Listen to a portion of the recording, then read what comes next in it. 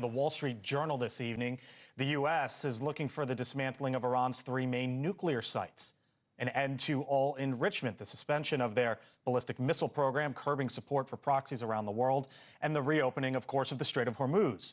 The regime reportedly wants an end to all aggression and assassinations, as they put it. No more strikes in Iran, reparations, and for Iran to retain control of the strait.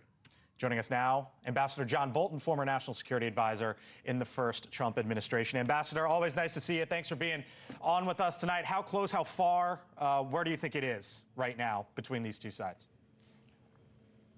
Well, it's about as far apart as you can get. To call this a negotiation or a serious conversation even is a gross exaggeration. I think there's a lot of posturing on both sides. I don't think it's going to amount to a row of beans. And from the U.S. point of view, it shouldn't, because the real objective, which I think the president started out trying to achieve, is regime change. And until you get that, we're going to face this same attitude from the Ayatollahs and the Revolutionary Guard in Tehran as far as the eye can see. The White House is making the argument that it is regime change, that the top leaders are no longer there. What say you? Well, it's simply not true. It's just simply not true. It's true there are some leaders who are dead, but the people who are taking over in the top leadership positions, for example, the replacement of Ali Larijani, the Secretary of the Supreme National Security Council, is probably more hardline than he was. We have sowed immense confusion and we have destabilized the regime, but it's the ideology of these fanatics that keeps them together, even in this circumstance. There's more to do, that's for sure, but the idea that because we've killed many of the top people, that the people below them have less strict ideologies is just a mistake. You know, there was a video that was put out by the Central Command, by the CENTCOM commander, Admiral Bradley Cooper, moments ago, and there was one part that really stood out to me, and I'm going to quote him here. He said, "We have damaged or destroyed over 2/3 of Iran's missile, drone, and naval production facilities and shipyards, and we are not done yet." Ambassador, if we've destroyed 2/3, give or take, that leads me to believe that there's still about 1/3 that haven't been destroyed. And when we talk about this or hear about this 4 to 6 week time frame that the administration continues to talk about, it seems like that time frame holds up, and that the attacks, no matter what the negotiations may or may look like, are going to continue here for the upcoming weeks. And I don't see any reason to put an artificial limit on it. I think 4 to 6 weeks was probably the estimate at the beginning, and it may take longer. We may have, in the course of looking at the damage assessments after the bombings, found other facilities, or we have reason to believe from our imagery that there are other facilities.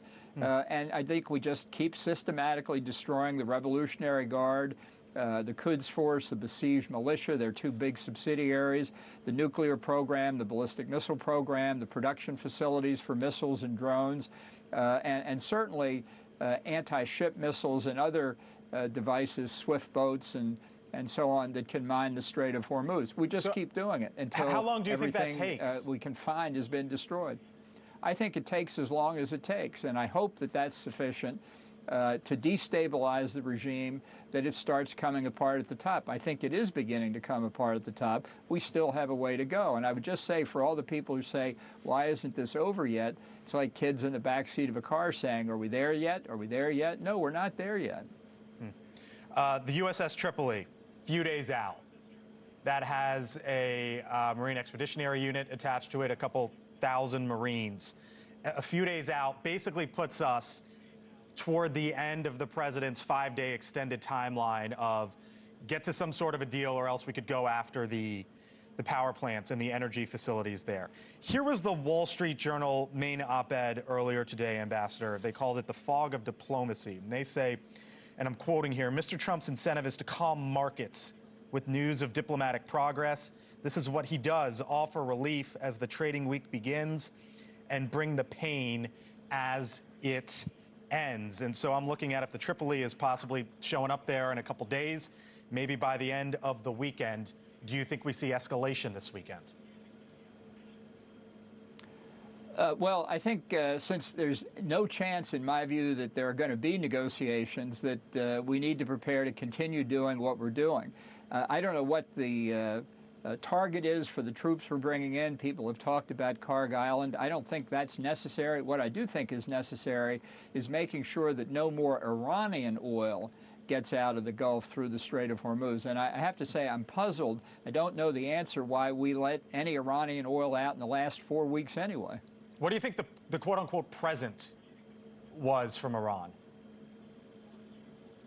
Well, I think I've speculated about this before, and it's still speculation, but I think it is a tanker loaded with Iranian oil that they let out. And the reason Trump thinks it's a present is because he thinks it'll have some downward pressure on global oil prices. If it does, I don't know the size of the tanker, but it's cents on the gallon in terms of price at the pump.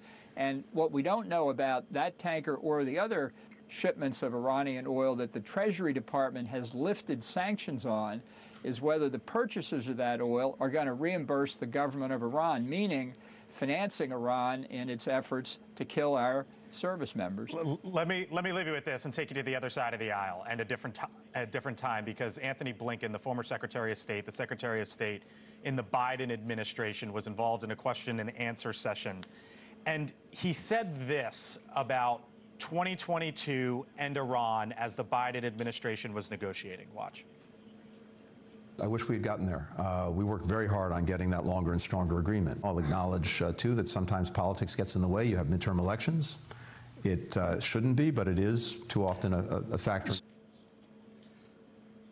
What would your response be to hearing that, with the old Secretary of State acknowledging that politics get in the way, you have midterm elections? Well, look, the Biden administration policy on Iran was just as wrong as the Obama administration policy on Iran. The 2015 nuclear deal was a very bad deal for the United States. Trump did the right thing in getting the U.S. out of it. I'm happy to say I was part of that effort. And it was a mistake of Biden repeating the last administration before Trump 1.0 to try and make another deal. I don't believe you can make a deal with this regime.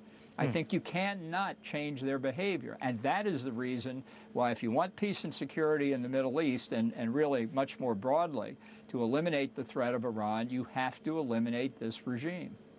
Ambassador John Bolton, we'll leave it there. I'm sure we'll talk again soon. Always nice to see you. Appreciate the time. Thank you for watching. Subscribe below and download our NewsNation app right now on your phone, and you will get fact-based, unbiased news for all Americans.